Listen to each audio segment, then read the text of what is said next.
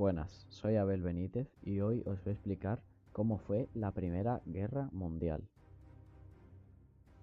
El detonante de la guerra es el asesinato del heredero al trono de Austria-Hungría en Bosnia, Sarajevo. A través de dicho incidente se producían diferentes declaraciones de guerra. Austria-Hungría, evidentemente, a Bosnia.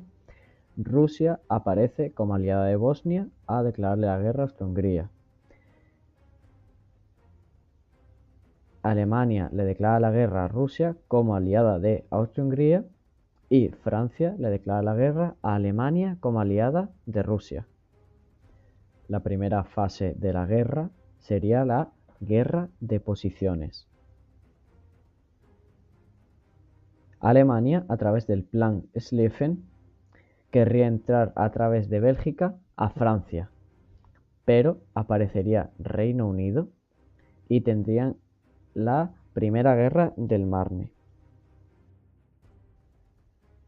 La guerra de trincheras sería la siguiente, en la que Alemania estaría rodeada de Francia y Rusia. Por lo tanto, al no tener suministro, decidiría iniciar la guerra submarina. En dicha guerra haría el hundimiento del Lusitania, un barco estadounidense ajena a esta guerra, llena de civiles. Entonces, Estados Unidos advertiría a Alemania con entrar a la guerra si no retiraba los barcos. Luego de esto, Alemania y Francia se verían envueltas en dos guerras muy sangrientas, la que serían Verdún y Somme. Alemania, desesperada, reactiva la guerra submarina. En esta vez hundiría el Vigilantia, otro barco estadounidense que seguía ajena a la guerra, pero viendo esto era inevitable. Estados Unidos volvería más cabreada que nunca y se uniría a Francia, Inglaterra y Rusia.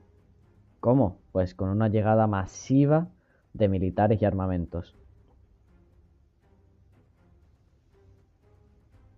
¿Esto qué provocaría?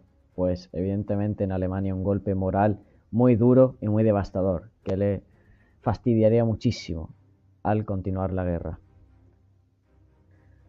En el otro lado de Europa, en Rusia, triunfaría la Revolución Rusa y diría adiós a la guerra mediante el Tratado de Brest-Litovsk, retirando así sus líneas de batalla y perdiendo territorios.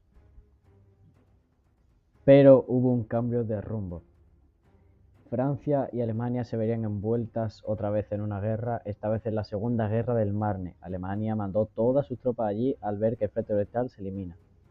Pero Alemania sale literalmente abofeteada de esta guerra y humillada, lo cual obliga a el Kaiser Guillermo II el 8 de noviembre de 1918 a abdicar de su cargo y abandonar el país de Alemania.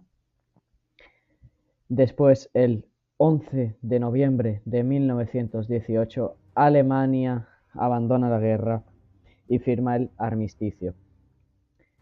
Y bueno, ya con esto teníamos visto todo lo que sería la guerra. Solo faltarían las consecuencias y los tratados de paz. Iremos primero con las consecuencias. Lo más importante y lo más relevante, 10 millones de muertos y 10 millones de heridos. Una cifra muy elevada. Una crisis general para todos los países que fueron participantes de esta guerra. Y bueno, ¿qué más decir? Queda que Estados Unidos quedó como primera potencia mundial. Durante mucho tiempo fue primera potencia después de esta guerra y demostró todo su poder. También la mujer se añadió, por así decirlo, al sector trabajo. Empezó a trabajar la mujer legalmente. Y bueno, por último, los tratados de paz. El más importante, el Tratado de Versalles con Alemania, que sus principales cláusulas son las siguientes. Pérdida de todas las colonias alemanas en África y Asia que pasaron a mandato de la Sociedad de Naciones, reducción del ejército alemán y Alemania debía pagar las reparaciones de guerra.